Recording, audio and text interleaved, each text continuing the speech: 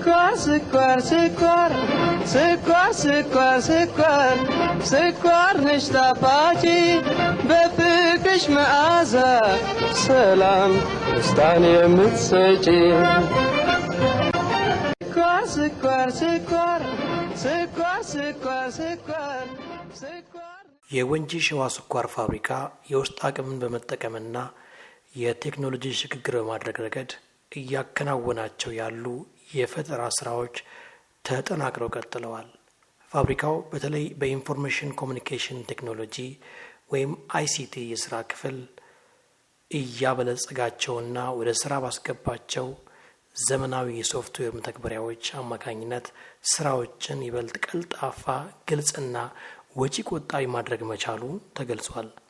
የፋብሪካው የኢንፎርሜሽን ኮሚኒኬሽን ቴክኖሎጂ የስራ ክፍል አስተባባሪ አቶ ማሙሽ በእጅጋ እንደገለጹት ተቋሙ በውስጥ ባለሙያዎች አቅም በርካታ የዲጂታላይዜሽን ስራዎችን እያከናወነ ይገኛል።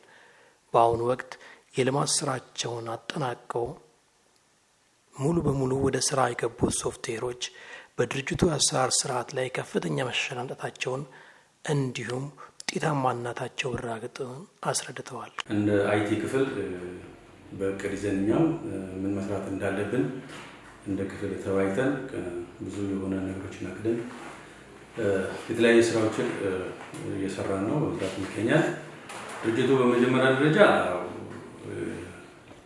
የራሱን መጀመሪያ ራሱን የሚገልጽበት የራሱን የሚያስተዋውቅበት ምርትና አገልግሎቱን የሚያስተዋውቅበት ድረገጽ ያስፈልገዋል።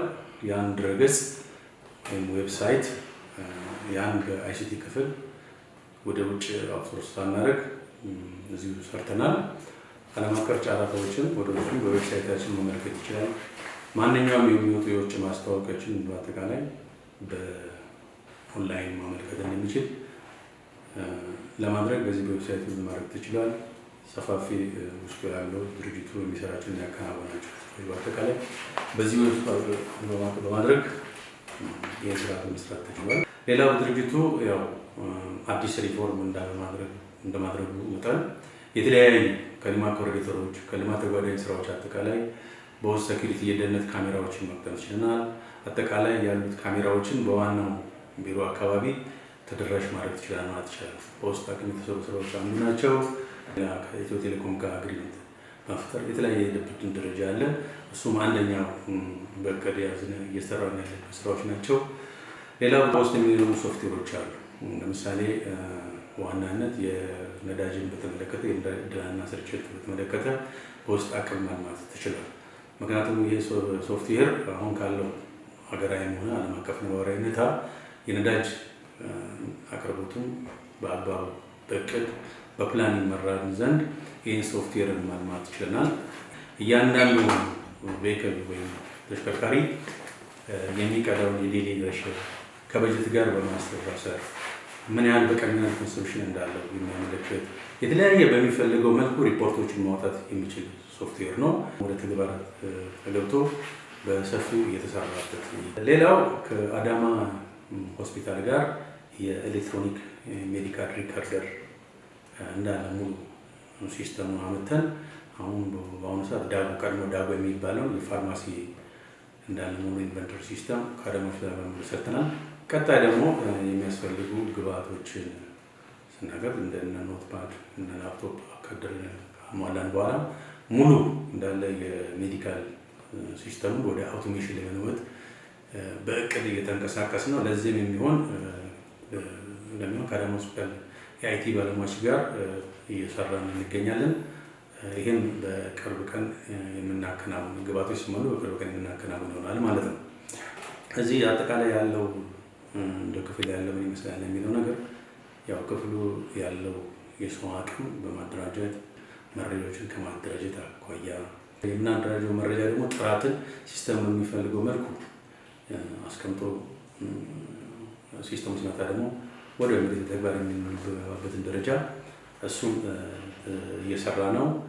ሌላው ያው በእቅድ ከያዝናቸው ስራዎች አሉ። ኢንቨንተሪ ማኔጅመንት ሲስተም ነው። ይህም በድርጅቱ ውስጥ በጣም ብዙ የሆነ ላይን አይተሞች አሉ። ከ60,000 በላይ የሆነ ላይን አይተሞች አሉ። እነኛ ላይን አይተሞች ድርጅቱ ኦልሞስት ማኑዋል ላይ የሚጠቀመው ወደ አውቶሜሽን የመቀየር ስራ ኦልሞስት ተጀምሯል። የኤችአር ሂውማን ሪሶርስ ማኔጅመንት ሲስተም ወሱም እየተሰራ ነው ያለው። ከዚህ ቤት የነበሩት ስራው አትሊስት የሰራተኛ መረጃ ብቻ በሚይዝ መልኩ ነው። አሁን ግን ኤችአር የያዘ ሙሉ ሞጁል ከአኑዋል ሊቭ፣ የስራ እድገት በመመሪያው መሰረት ያን እየሰራን ይገኛል።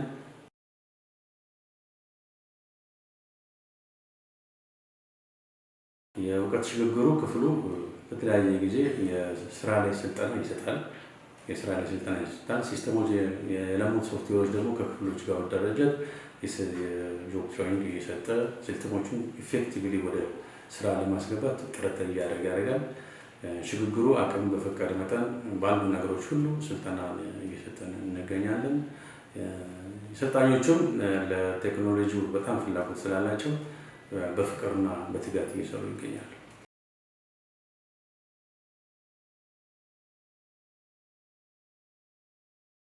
ድርጅቱ የራሱ ሰርቨር አለ። ያ ሰርቨር ላይ እየጫንን ያለ ነው። ከሴኩሪቲ አኳያ ኦልሞስት ጥሩና ደህንነቱ የተጠበቀ ነው። ማንም ሰው ገብቶ እንደፈለገ ላደርግ የሚችልበት እድል የለውም።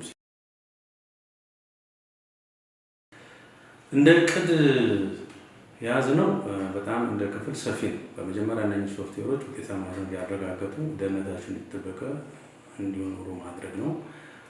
ሁለተኛው ደግሞ አሁን ያሉትን ለምሳሌ በሴኩሪቲ በደህንነት ካሜራዎች ያሉትን ሴንትራላይዝ አድርገን የራሱ የሆነ ሴሽሩ ገንብተን ሁሉም መረጃዎች በአንድ ሴንተር እንዲሆኑ የማድረግ እቅድ ይዘን ያን እየሰራን ያለ ነው።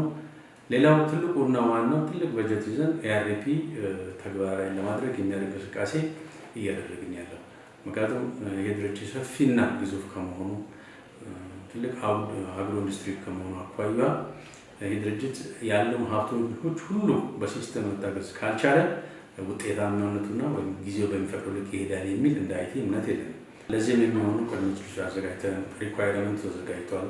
አዲስ በተሰራ ሪኳየርመንት አለ። መጨመር የሚገባቸው ሪኳየርመንቶችን ከሚመለከታቸው የስራ ክፍሎች ጋር በመነጋገር መረጃዎችን እያሰባሰብን ማሟላት የሚገባቸውን መረጃዎች እያሟለን ያው በዚህ ሂደት ላይ ያለ ነው።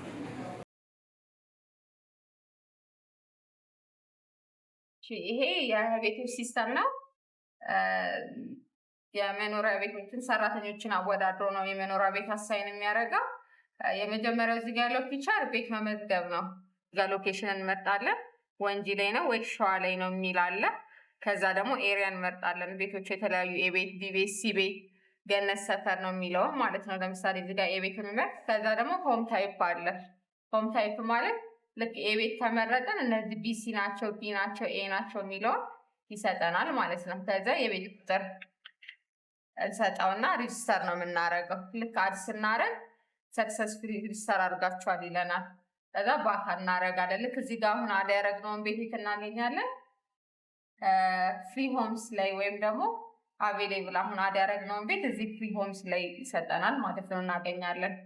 እዚህ ጋር ፍሪ ሆምስ ሲኖር ነው ቤት አሳይን የሚያደርገው። ሌላው ደግሞ የቤት ፍላጎት ማቅረቢያ ነው። ይሄ ከዳታ ቤዝ ላይ ነው ፌች የሚያደርገው። ለምሳሌ በራሴ ልግባና አይዲ 05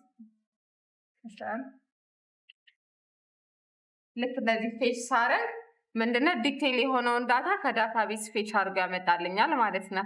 ልክ እዚህ ጋር ያለኝን ኤክስፒሪየንስ ይሄ በህብረት ስምምነቱ መሰረት ነው የተሰራው። እያንዳንዱ እዚህ ጋር የሚያስፈልጉ ክራይቴሪያዎች ናቸው ፔጅ የሚያደርግልኝ። ስለዚህ ስሜ ማለት ሳላሪ ሌቭል አለ፣ ቶታል ኤክስፒሪየንስ፣ ፖዚሽን ኤክስፒሪየንስ ደግሞ በቦታው ላይ ያለውን ቶታል አመት ነው የሚያስቀምጥልን።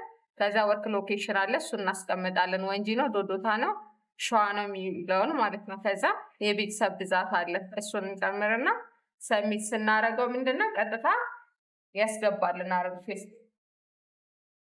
እሱን የት ነው የምናገኘው? እዚህ ጋር አሁን ይሄ ሆም ሪኩዌስት ፔንድ አድርጎ ነው የሚያስቀምጠው። ፔንድ አድርጎ ያስቀምጥልናል። ስምረት መሀሪ ይኸው እዚህ ጋር ጠይቃለች ቤት ይላል ማለት ነው። ደረጃ እንደዚህ ሰርቶ ቶታላቸውን አቬሬጅ አስቀምጥልኛል። ማነው አንደኛ የሚለው? አሁን ለምሳሌ ስምረት እዚህ ጋር አስገብቻለሁ። ልክ የኔ መወዳደር ደረጃ 17 ስለሆነ 16 እና 17 አንድ ላይ ነው።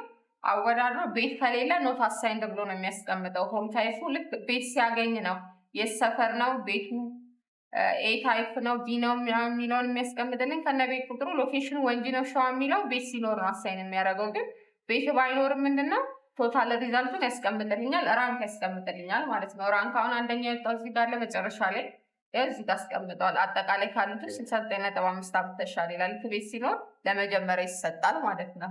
ሌላ የተያዙ ቤቶችን ዝርዝር ነው የምናየው። አሁን ላይ ቤቶች ኦፋይድ የሆኑ ቤቶች ማለት ነው። ይህን ይመስላል እና ልክ ሰው ሲለቅ ወይ በጡረታ ወይ በተለያዩ መንገዶች ቤት ሲለቅ ሪሊዝ ስናደርገው ምንድነው ቀጥታ ወደ ይሄ ቤቱ ሲ ታይፕ የሆነው ሀውስ ወዴት ይሄዳል? ወደ ፍሪ ሆምስ ላይ ይገባልናል ማለት ነው። ሌላኛው ደግሞ የሱቅ ኪራይ ነው። የሱቅ ኪራይ ይሄን ይመስላል። አድ ስናደርግ ይሄ አድ ማድረጊያ ነው። ለምሳሌ ኮድ ይሄኛው ኮድ የተከራይ ስም ስምረት የተባለች ውል በ10/12/2018 አድራሻ ወንጂ ገፈርሳ ኪራዩ በ500 ብር ልክ አድ ሲደረግ ማለት ነው። አዲስ ተከራዮች ሲኖሩ አድ ማድረጊያ ፔጅ ነው። እዚህ ጋር ለምሳሌ ስምረት ይሄን ያህል ገብታለች በዚህ ቀን ውል ፈጽማለች የሚለው ነው። ከዛ ልክ ክፍያ ደግሞ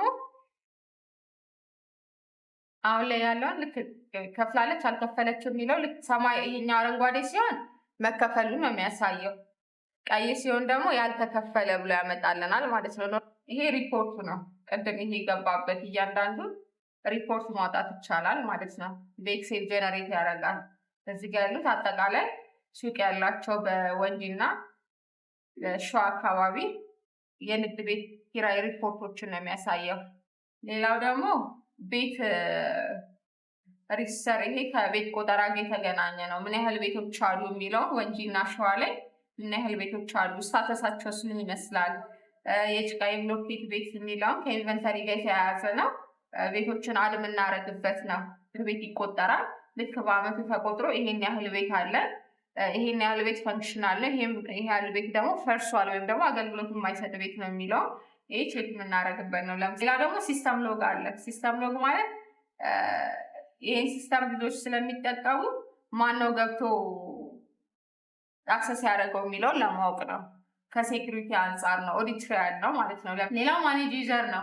ለምሳሌ ሰራተኞች በተቀያየሩ ቁጥር ሁሉም ይሄን ፋሲሊቲ አካባቢ ቤትን አሳይን የሚያደርጉ ሰራተኞች ሲለዋወጡ የየራሳቸው የሆነ ዩዘር ኔም እና ፓስወርድ አላቸው። እንደገና ፓስወርድ ቢጠፋባቸው ሪሴት የምናደርገው እዚህ በአድሚን በኩል ነው። የቤቶች ሲስተም አጠቃላይ ይሄን ይመስላል።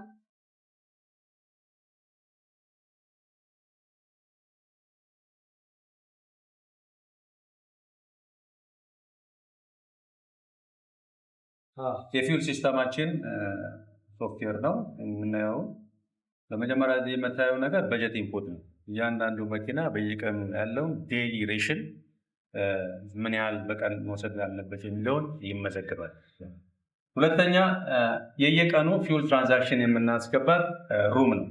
ምክንያቱም ይሄ መኪና ያው ፕሌት ይኖራል፣ የማሽኑ አይነት፣ የሚወስደው የነዳጅ አይነት፣ ይሄን መኪና የሚጠቀምበት ዲፓርትመንት፣ ምክንያቱም እያንዳንዱ መኪና የሚጠቀመው ዲፓርትመንቱ ቻርጅ ስለሚደረግ ይህ መመዝገቢያ ሩም። እያንዳንዱ በድርጅቱ ያለው ማሽን በየፕሌቱ የሚወስደው ነዳጅ ይመዘገባል። ከዛ ሪፖርቶች ናቸው። ይሄ ሪፖርት በጀት በርጃፍቷል ሪፖርት ያወጣል። ለምሳሌ ከዚህ ጀምሮ እስከዚህ ብንለው እያንዳንዱ መኪና ወይም ተሽከርካሪ የተበጀተለትን በጀት ከዛ የቀዳውንና ሪሜኒንግ ያለውን ቀሪውን በጀት በየቀኑ የሚያሳይ፣ በየወሩ ሁሉም በአመት ያለውን በጀት የሚያሳይ ነው።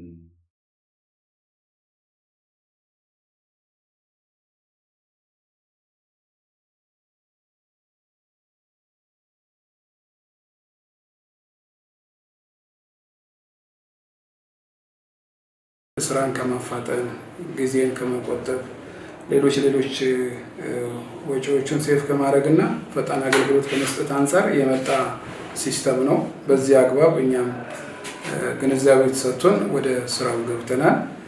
አሁን ከገባን ወደ 2 ወር ሆኖናል። 2 ወር ስራውን ሰርተን በመሀል የሚሻሻሉትን እያሻሻልን ሪፖርቶች የ2 ወር አውጥተናል። አሁን 3ኛ ወር ላይ ነው የምንገኘው። ስራው እየዘመነ መምጣቱ የመጀመሪያ ጥቅሙ ለኛ ነው። ምንድነው?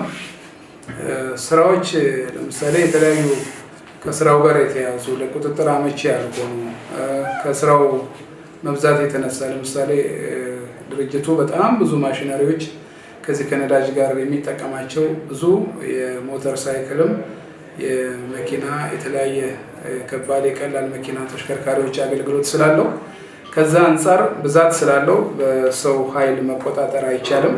ግን ይሄኛው አሁን የመጣልን ሲስተም እነዚህ ሁሉ አትሊስት ሴፍ በማድረግ አንጻር ትልቅ አገልግሎት አለ። የቀድሞው ለምሳሌ ቀድሞ በኤክሴል ነበር ስንገለገል የነበር ነው። ስራውን ከማቀላጠፍና ቶሎ በሚፈለገው ፍጥነት ለማድረስ በኤክሴል የምንሰራበት ሂደት ትንሽ ጊዜን ሴቭ አያደርግም፣ በምንፈልገው ፍጥነት እንድንራመድ አያግዝንም። ይሄ ደግሞ ሞር ከዛ በተሻለ ሁኔታ መጥቶልናል። አንደኛ ስራዎች በፍጥነት እንጨርሳለን። ሁለተኛ ስራውን በፍጥነት ከመጨረሳችን ባሻገር ቶሎ ችግሮችን ለማግኘት ለምሳሌ በአገልግሎት አሰጣጣችን በነዳጅ ማደያዎች አካባቢ አንድ መኪና 2 ጊዜ እንዳይቀዳ ከቀዳም ቶሎ ችግሩን አንደኛውን ተቀብሎ ሌላኛውን ነው ሲል ችግሩ የቱ ጋር እንደሆነ በየዕለቱ እንድንፈታ አጋዥ ሆኖናል። ሶስተኛ በቀላሉ ለመልመድ ከመልመድ አንጻር ስራውን ከመረዳት አንጻር ቶሎ ወደ ስራው ለመግባት የበፊቱ በጣም አድካሚና ቶሎ የሚለመድም አይደለም። አንድ ሰው ከዛ ጋር ቢነሳ የሚቀጥል ሰው ለመረከብ ትንሽ አስቸጋሪ ነው። ይሄኛው ግን በተሻለ ሁኔታ ትልቅ እና በጣም ቀላል በሆነ መንገድ የመጣ ነው። ሌላው ከጊዜ አንጻር የመረጃ ጥራትን ከማሻሻል አንጻር ከወረቀት ኮንሰምፕሽን አንጻር ትልቅ ለውጥ አለው እና ብዙም ጠቅሞናል። ሌላው በየሳምንት በየ15 እና በወር የሚወጡ ሪፖርቶች አሉ።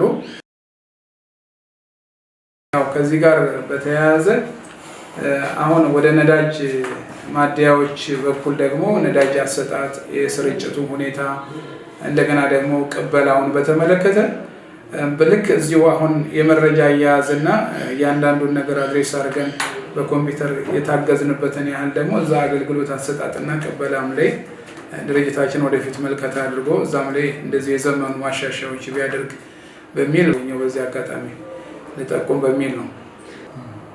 በዚህ በመኖሪያ ቤቶች ዙሪያ ያለውን አጠቃላይ የቤቶች ድልድልን በጣም የተቀላጠፈ የማያሳማ ግለሰባዊ ያልሆነ ሌሎችን መስፈርቶችን ግላዊ ያልሆኑ መስፈርቶችን ወደ ጎን አድርጎ ትክክለኛ ዲስክሪፕሽን ወጥቶለት አሳማኝ በሆነ መልኩ ፊልተር አድርጎ የሚሰጠን ትልቅ ፕሮግራም ተቀርጾ ተሰጥቶናል። ኦልሞስት ወደ 2 ወር ገደማ ይሆነዋል።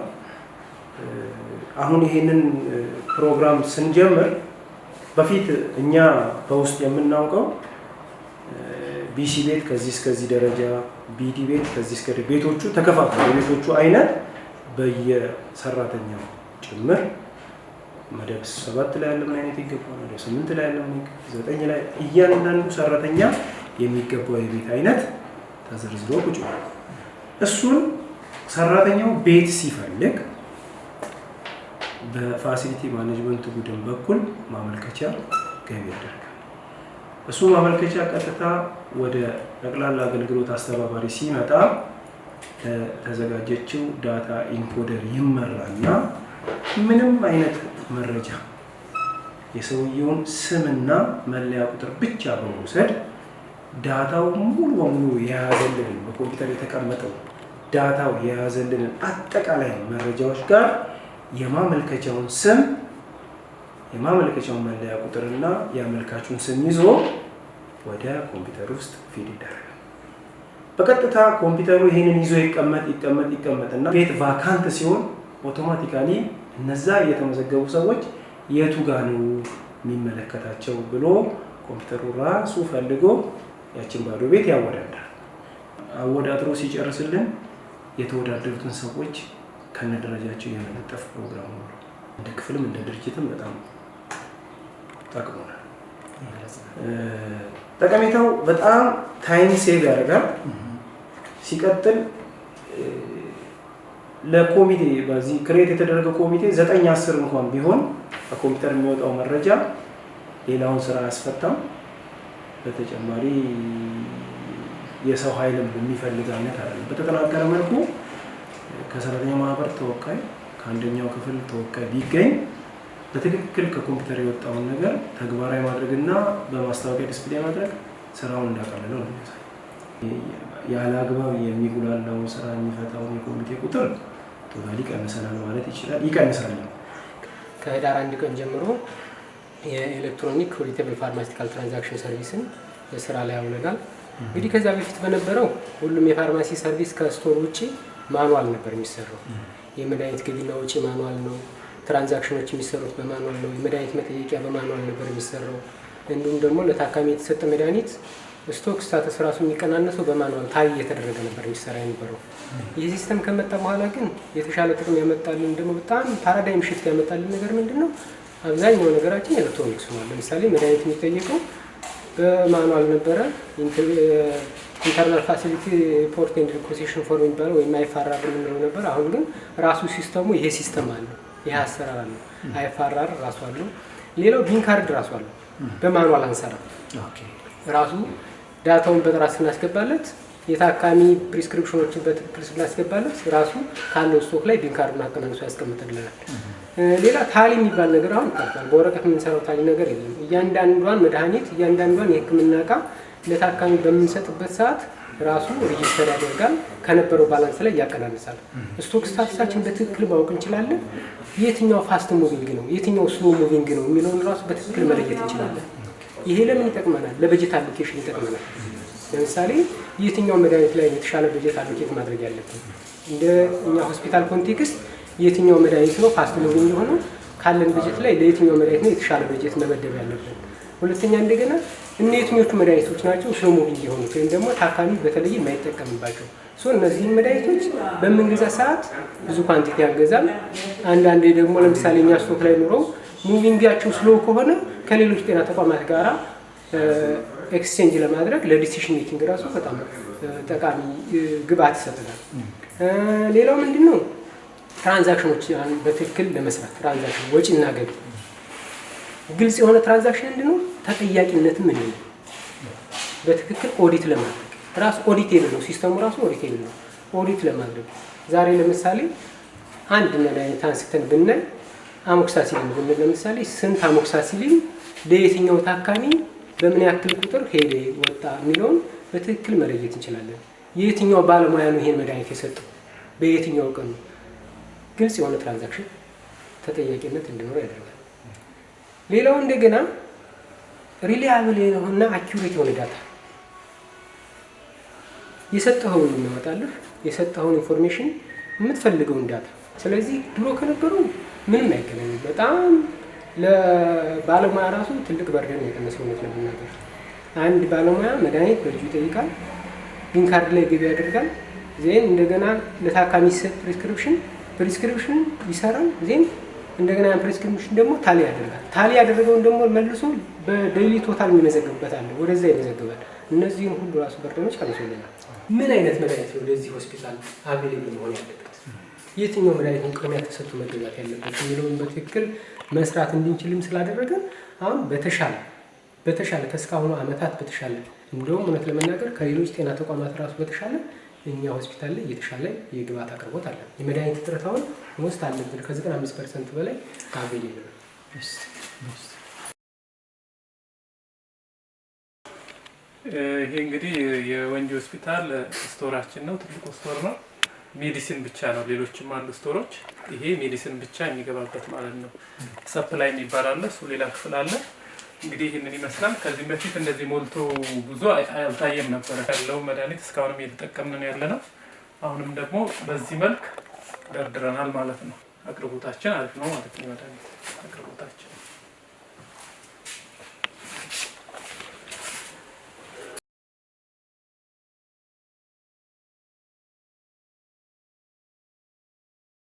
አንደኛው ከካርድ ክፍል ጀምሮ ያሉት ካርድ ክፍል፣ እንደገና እነዚህ የተመላላሽ ሕክምና ክፍሎች፣ የአስተኝቶ ሕክምና ክፍል፣ የድንገተኛ ሕክምና ክፍል፣ ማዋለጃ ክፍል፣ እያንዳንዱ ያሉ ዩኒቶች በሙሉ በዚህ ሲስተም መልኩ ቢሆኑ አንደኛ ሙሉ በሙሉ የወረቀት ስራን ያስቀራል።